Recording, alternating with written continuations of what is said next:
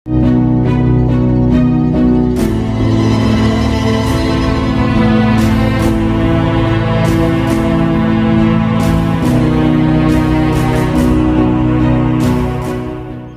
वालेकुम सामीन, आज हम लोग बात करेंगे कि जो पीटीआई का एहतजाज होने जा रहा है उसके क्या कॉन्सिक्वेंसेस निकल सकते हैं।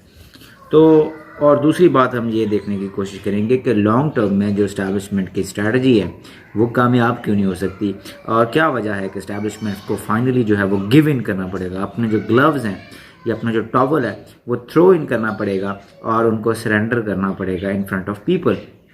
तो इन दो सवालात के जवाब हम इस व्लॉग के अंदर देने की कोशिश। तो सबसे पहले जनाब मोहतरम, पीटीआई का जो एहतजाज होने वाला है 24 नवंबर को, वो एक प्रेशर टैक्टिक्स है इस्टेब्लिशमेंट को प्रेशराइज करने की, और ना सिर्फ वो इस्लामाबाद में होने जा रहा है बल्कि वो पूरी दुनिया में होने जा रहा है, ताकि दुनिया पूरी को ही दिखाया जा सके कि पाकिस्तान में जो रियल बॉस है वो पाकिस्तान के जो सिविलियन लीडरशिप है वो है, और पाकिस्तान की जो मिलिट्री लीडरशिप है वो उस तरह से अभी उसको कंट्रोल पाकिस्तान को नहीं कर सकती।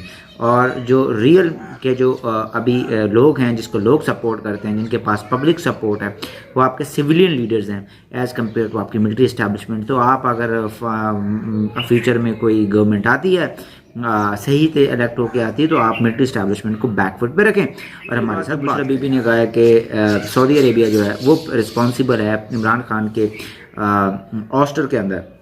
इसमें कितनी सदाकत है? इसमें सदाकत तो नहीं है मेरे ख्याल में, मगर डेलिबरेटली मैं ये ज़रूर कहूँगा कि पाकिस्तान के अंदर जो जमहूरियत है उसको कमज़ोर करने में सऊदी अरेबिया का एक बहुत बड़ा हाथ है। सऊदी अरेबिया जो है वो डिफेंस के टाइज रखता है हमारे मुल्क के साथ और हमें देता है डॉलर्स, और डॉलर्स जब हम खाते हैं तो हमारा तो ज़मीर ही मर जाता है, और वही पाकिस्तान में होता आ रहा है। तो जब हम सऊदी अरेबिया जो है वो कोई भी गवर्नमेंट हो, स्पेशली जो मिलिट्री के लीडर्स होते हैं, उनको वो सपोर्ट देता है इकनॉमी की। हालांकि जब मिलिट्री कू करे तो उसको पूरी दुनिया को चाहिए कि उसके वहाँ पे क्या करे, उस गवर्नमेंट के साथ इंगेज ही ना करे, सैंक्शंस लगाए ताकि उसको प्रेशराइज किया जाए कि वो सिविलियन लीडरशिप को क्या करें, जो है वो रीन्स ऑफ द पावर जो है वो मुंतकिल कर दें।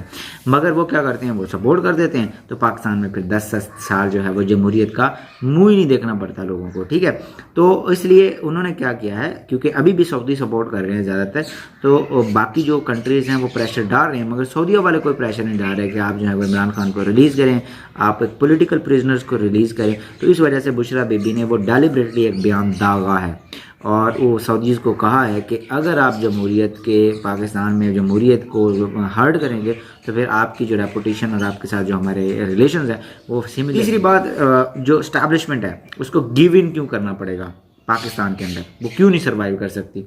उसकी वजह है कुछ। पहली तो बात यह है कि कोई भी मुल्क है उसके अंदर अथॉरिटेरियनिज्म सर्वाइव तब करता है जब वहाँ पे पावर आप यूज़ करें और फियर फैलाएं, यानी फियर फैलाएं। तो माकिवेली भी ये कहते हैं कि it is better to be feared than to be loved, और माकिवेली की स्ट्रैटेजी को बहुत सारे जो डिक्टेटर्स होते हैं वो फॉलो करते हैं। और माकिवेली ने ये कहा था कि फियर जो होता है ना वो दिमाग में अवाम के डालो, अवाम आपके खिलाफ नहीं निकलेगी और आप आराम से रूल कर सकेंगे। मगर पाकिस्तान में जो है वो क्या हुआ, हमने वो फियर का जो फैक्टर है वो टूटते हुए देखा है पिछले 4 साल के अंदर। इस्टेब्लिशमेंट ने इतनी ज़्यादा पावर का यूज़ किया और पावर ने अपनी एफिशिएंसी को लूज़ कर दिया है। और इसी बात को जस्टिस मंसूर अली शाह ने अपनी जजमेंट में भी कहा है कि जो पावर है उसकी एफिशिएंसी तभी होती है जब आप उसका पावर का यूज़ जो है वो रिस्ट्रेंट मैनर के अंदर करते हैं। मगर आपने तो पावर का इतना यूज़ कर दिया है, ये जस्टिस मंसूर अली शाह की जजमेंट पड़ी हुई है, बहुत सेज जज है, कि आपने उस पावर की एफिशिएंसी को ही ख़त्म कर दिया है। और जब आपने पावर की एफिशिएंसी को ख़त्म कर दिया तो जाहिर सी बात है अब आप बंदे तो कंट्रोल नहीं कर सकते, जो आपके खिलाफ आवाज़ें उठती हैं वो और ज़्यादा उठनी शुरू हो जाएंगी। तो पहली बात है, एस्टैब्लिशमेंट का पहला टूल जो पावर थी, रुथलेस पावर का यूज़, कि कोई भी बंदा आएगा मैं उसको पकड़ लूँगा, मैं जेल में डाल दूँगा, उसका फेयर बिल्कुल ख़त्म हो चुका है। और उसकी वजह से जनाब क्या हो गया है, एस्टैब्लिशमेंट के पास एक ऑप्शन कम हो गया है अपने उस रूल को परपेचुएट करने के लिए जो कि वो 75 साल से परपेचुएट करते आ रहे हैं। दूसरी बात ये होती है कि किसी भी मुल्क के अंदर अगर आप अथॉरिटेरियनिज्म को कायम करना चाहते हैं तो आपको क्या करना पड़ता है, आपको नैरेटिव कंट्रोल करना पड़ता है।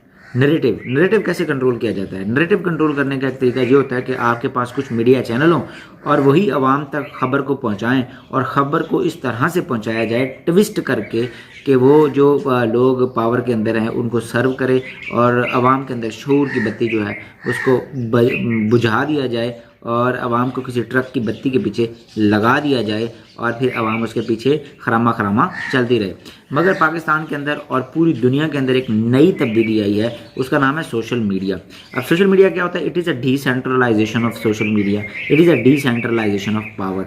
अब स्टैब्लिशमेंट जो करती थी किसी पॉलिटिशियन को गंदा करार देना, कहना ये करप्ट है, फिर उसी बंदे के साथ जब वो उनका फेवरेबल हो जाता था या कमज़ोर हो जाता था, जब उसके पास अवामी पावर नहीं रहती थी, तो उसको अपने साथ मिला के वो गवर्नमेंट में ले आते थे और फिर मीडिया को कहते थे कि ये तो ठीक था, अब दूसरा चोर हो गया।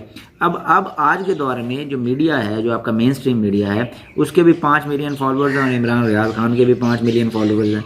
तो आज के दौर में हुआ जनाब मोहतरम ये है कि आपके जो पावरफुल लोग हैं वो इमर्ज हो गए हैं।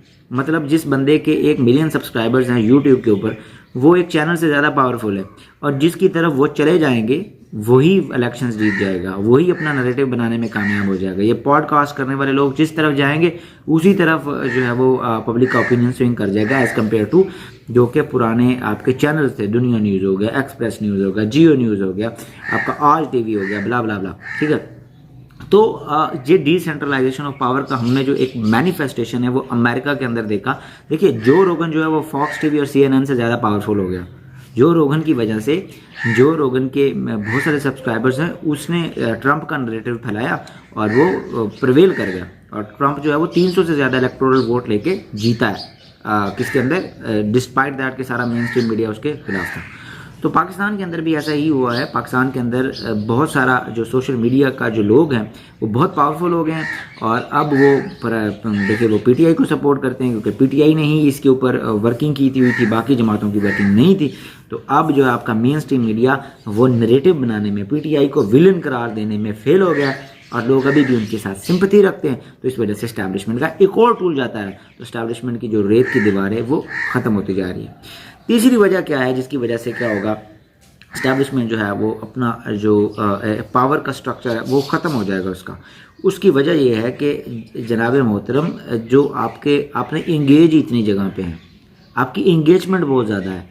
आपकी इंगेजमेंट आप देखिए, आप तालिबान के साथ आपकी लड़ाई, BLA के साथ आपकी लड़ाई, PATM के साथ आपकी लड़ाई, महारांग बलोच तहफ़्फ़ुज़ मूवमेंट के साथ वो जो जगजाहिदी कमेटी उसके साथ आपकी लड़ाई, अब पंजाब में के अंदर भी आपका सेंटीमेंट चेंज हो गया, वहाँ पे आपकी लड़ाई।